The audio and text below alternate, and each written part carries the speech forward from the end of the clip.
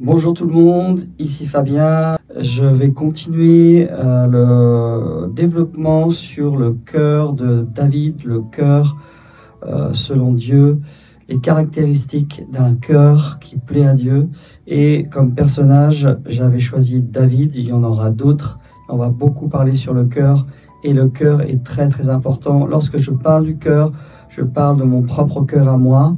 Je parle du cœur au sens large du terme et du cœur dont la Bible parle, en sachant que le cœur est la partie centrale de la Bible.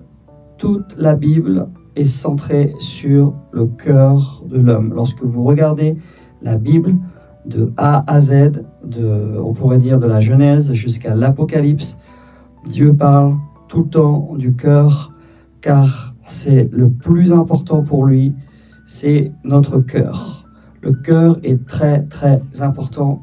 Il est plus important que nos dons, il est plus important que nos capacités, il est plus important que les ministères que Dieu vous a donnés, il est plus important que la famille que Dieu vous a donnée, il est plus important que tout. Le cœur est important pour Dieu et c'est la chose la plus importante dont il faut faire attention dans nos vies. C'est la raison pour laquelle je voudrais continuer avec vous sur les caractéristiques du cœur de David. Donc on avait vu que David avait un cœur humble et obéissant, qu'il avait un cœur courageux et confiant, qu'il avait un cœur loyal, et patient devant Saül, qu'il avait un cœur passionné dans l'adoration. Je vous ai expliqué comment il a dansé lorsqu'il a fait rentrer l'arche de l'alliance avec la joie.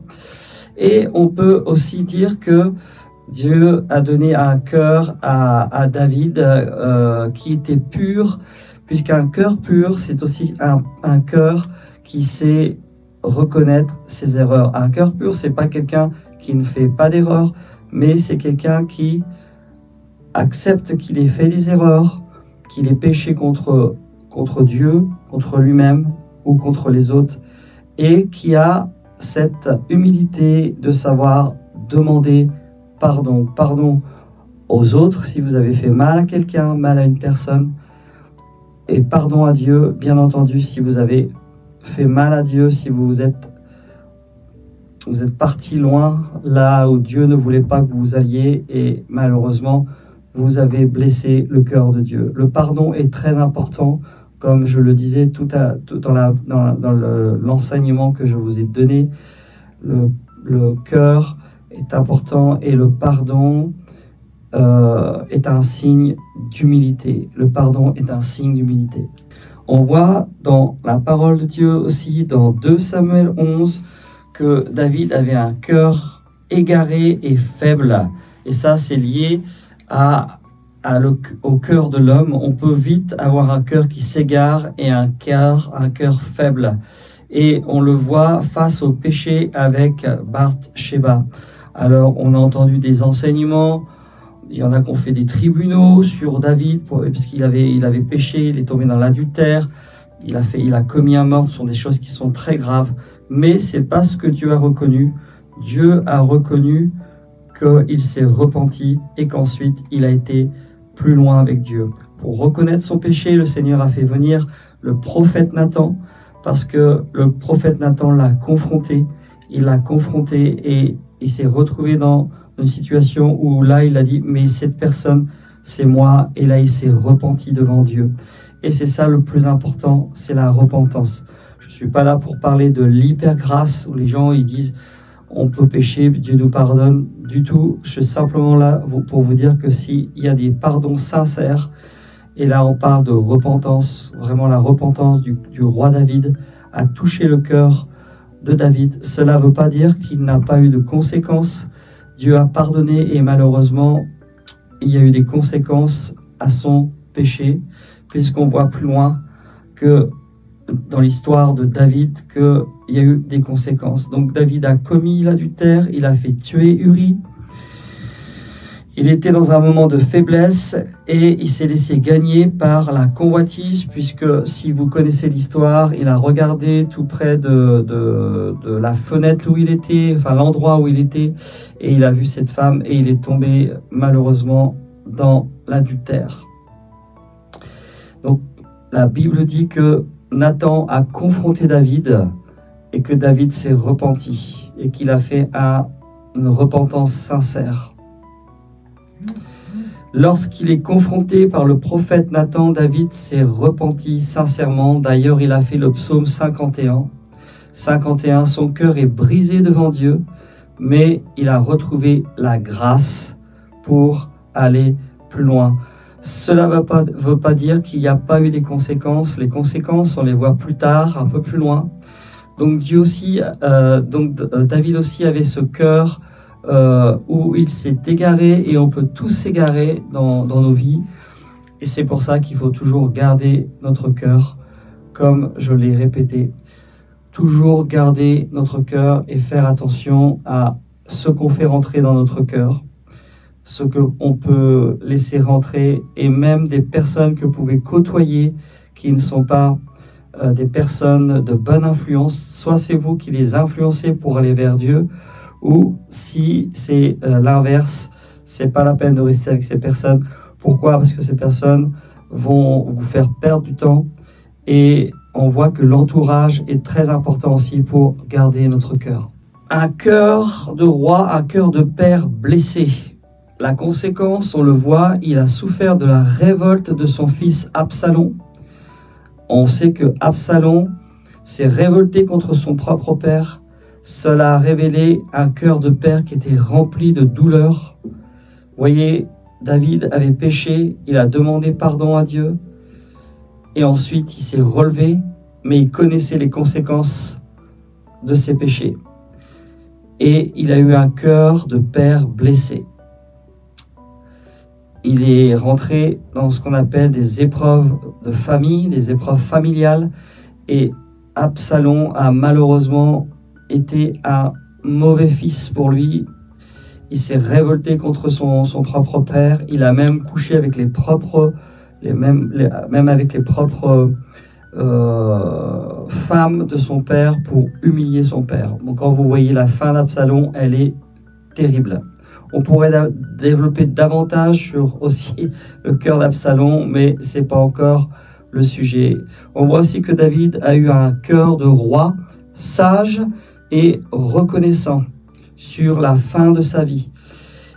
David a reconnu la souveraineté de Dieu et il a préparé la construction du temple. Il a transmis aussi son héritage à Salomon.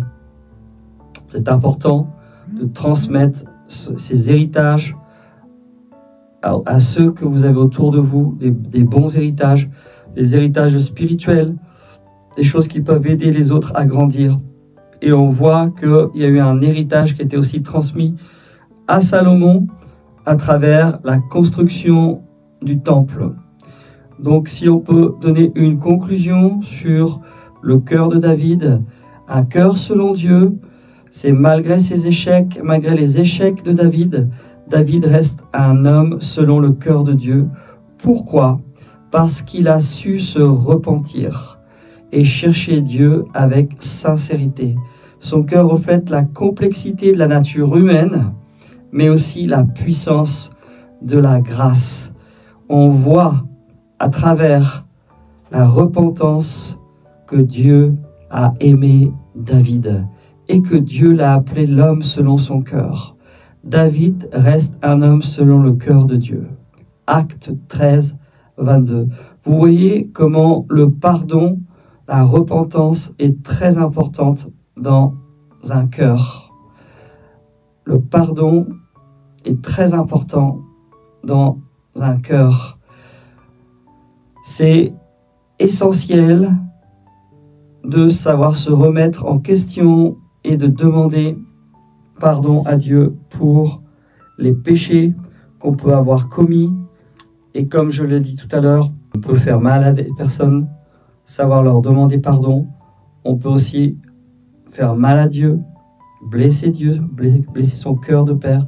L'important, c'est de toujours revenir vers lui et de demander pardon. Donc le cœur de David était vraiment un cœur selon Dieu, et c'est un cœur qui est un exemple, malgré que David ait eu un cœur qui s'est égaré à un moment donné.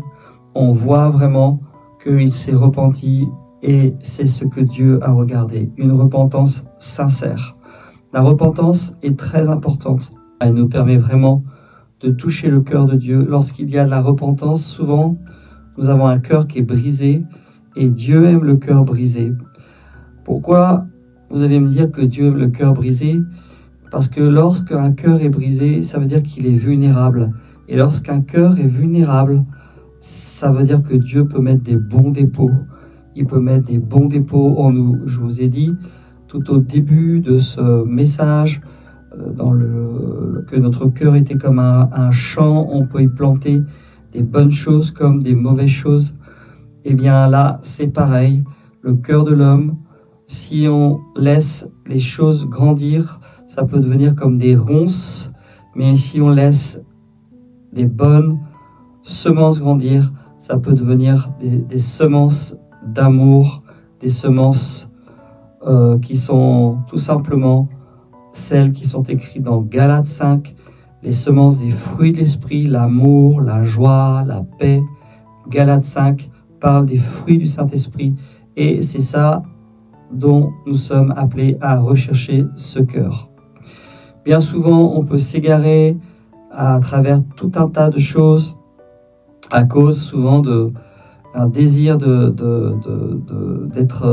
valorisé, d'être accepté, d'être aimé, et on rencontre énormément de personnes autour de nous sur les réseaux sociaux ou de droite et de gauche qui ont mal vécu leur acceptation, et malheureusement à cause de cela on voit des fissures de personnalité, et on voit tellement de personnes vouloir une espèce de notoriété. Ils veulent une notoriété, à travers ça se faire reconnaître, se faire un nom, comme disait une personne que je côtoie, se faire un nom, se faire reconnaître. Mais ces choses-là, Dieu en a en horreur. Dieu a en horreur ces choses-là. Dieu a en horreur le désir de vouloir se faire connaître, le désir de vouloir avoir une notoriété. Dieu a horreur de cela. Pourquoi? Parce que bien souvent, ça touche le cœur orgueilleux. Et le cœur orgueilleux, on aura l'occasion d'en parler, le cœur orgueilleux nous amène à toutes ces caractéristiques de vouloir être le centre, de vouloir être le premier, de vouloir être en vue de tout le monde, de vouloir avoir une notoriété, même se mettre avec des personnes connues comme dans le monde, prendre des photos, des vidéos, des choses comme ça pour attirer l'œil sur soi-même au lieu de l'attirer sur Jésus-Christ. On doit être christocentrique, c'est-à-dire centrer nos vies sur Christ et non sur notre propre personne et non sur notre propre besoin. Parce que dans notre relation avec Dieu, nous avons tout pleinement reçu. C'est un travail, ça ne se fait pas du jour au lendemain. Il y a des personnes qui ont des blessures et il y en a en quantité, il y en a par milliers, il y en a par millions. C'est pour ça que la relation avec Dieu est personnelle et chacun a son rythme pour aller vers Dieu selon son vécu. Voilà ce que je voulais vous partager sur les caractéristiques du roi David, ce dont je vous avais parlé. Je vous souhaite une bonne fin d'enseignement et je vous dis shalom, le shalom de Fabien. À la prochaine pour un autre thème sur le cœur. On se laisse diriger, je me laisse diriger par le Seigneur, je me laisse diriger par le Saint-Esprit. Lorsque je dis cela, c'est avec humilité. Je ne dis pas que le Saint-Esprit me conduit tout le temps et que je suis toujours en extase avec le Saint-Esprit et que je l'entends tout le temps et que je l'écoute tout le temps ou que Dieu m'a dit ceci, Dieu m'a dit cela. Non, des fois, on part aussi avec la foi qu'on a dans le cœur, des convictions intérieures. Et il faut savoir dire, eh bien, j'ai ce message-là sur le cœur. Peut-être vient-il de Dieu ou pas de Dieu. Parfois, c'est des convictions que Dieu met dans notre cœur. Tout ça pour vous dire qu'on n'est pas, je ne suis pas là pour dire le Saint-Esprit me conduit. Il nous conduit et c'est notre désir à tous de vouloir être conduits par le Saint-Esprit. Mais nous sommes en apprentissage, savoir l'écouter, entendre sa voix, c'est pas toujours facile. Et encore moins de lui obéir. Et ça fera partie de certains messages dont on pourra parler. Je vous souhaite une bonne fin de journée ou un début de journée, selon ce que vous écouterez ce message.